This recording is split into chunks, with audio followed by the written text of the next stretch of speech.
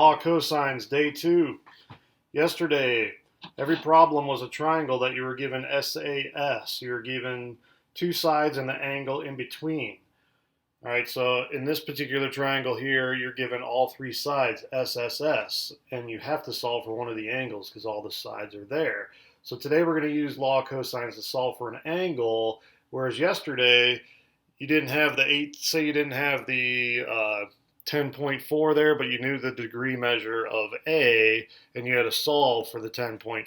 So that's the difference. Yesterday was SAS, today is SSS. Both SAS and SSS are not going to work for law of sines. You can't use law of sines if you don't have at least one angle and the side opposite of it. And in SAS and SSS, you don't have any pair of capital A and little a, or capital C and little c, or capital B and little b. None of them are paired up, so you can't use law of sines. Okay, solving for the angle is a little more complicated. You start off with the exact same formula, so we're going to solve for angle A. Well, that means you got to get A all by itself on this side of the equation, which has a ton of stuff on it. So you can do this one of two ways. You can get A by itself first and then substitute in the numbers. So that's what I've done here. So I've done a bunch of algebra first before I even put any numbers in there. And I actually think this way is a little bit more complicated. The next one, I'm going to show you the same triangle, and I'm going to substitute in the numbers right away and then start moving them to the other side. But here we go. The first thing I did, you've got three terms here. You've got a b squared, a c squared, and a minus all this. All right, and a is in this last term. So the first thing you should do is get these other two terms to the other side just by subtracting them to the other side because they're both positive. So that's what I did first. I subtracted b squared to the other side, subtracted c squared to the other side, and I'm just left with negative 2 times b times c times cosine A. All right, now I have cosine in A is being multiplied by this, and when you want to get rid of your coefficient, basically, this is what's being multiplied. You divide it to the other side, so that's why the negative 2bc goes to the denominator. It got divided to the other side.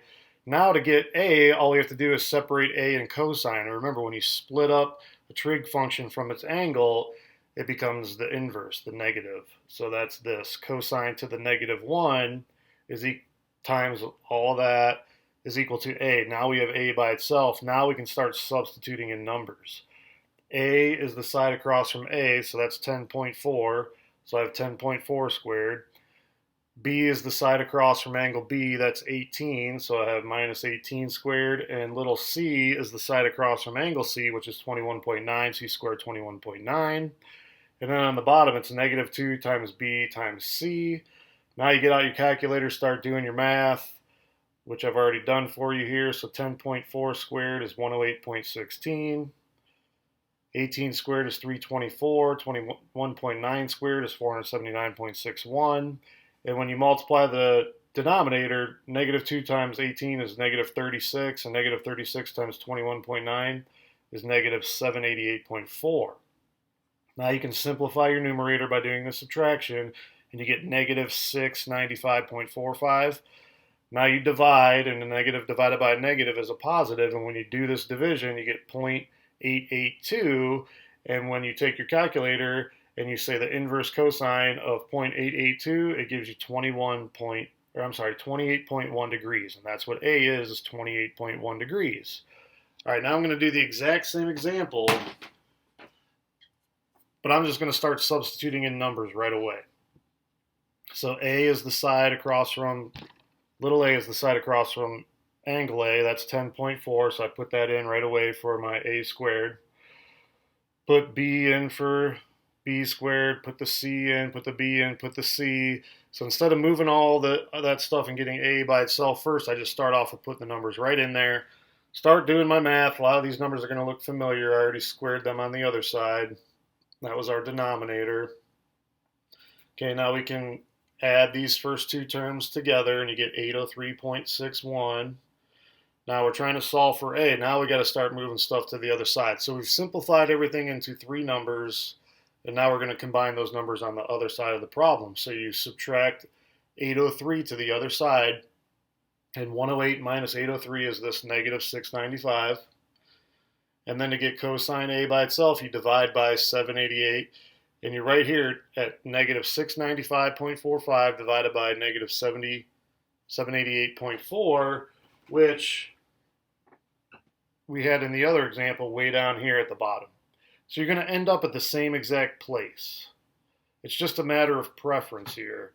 What do you prefer? Do you prefer to move all the letters first, or do you prefer to enter the numbers first and then start moving numbers to the other side?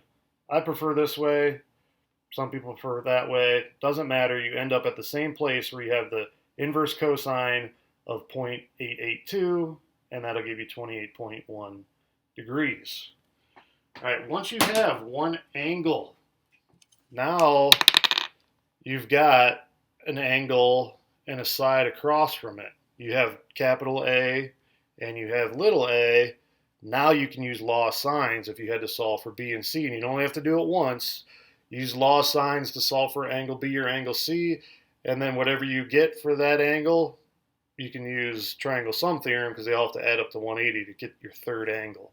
So if the problem asks you to find all three angles, you got to do law of cosines first. You could do law of cosines again, but it's just a lot more complicated than law of sines. So you're better off doing law of sines to get that second angle. And then the third angle is easy. It adds up to 180. So I think there's only three problems today. In the first two, they only ask for one angle. And then on the last one, they ask for all three. And this is actually the last one. You're welcome. So the three problems, I just did the most difficult one for you, but I didn't finish it. I just did the first angle. So you're on the right track. Now to get that second angle, do law of sines, and then the third angle will be easy.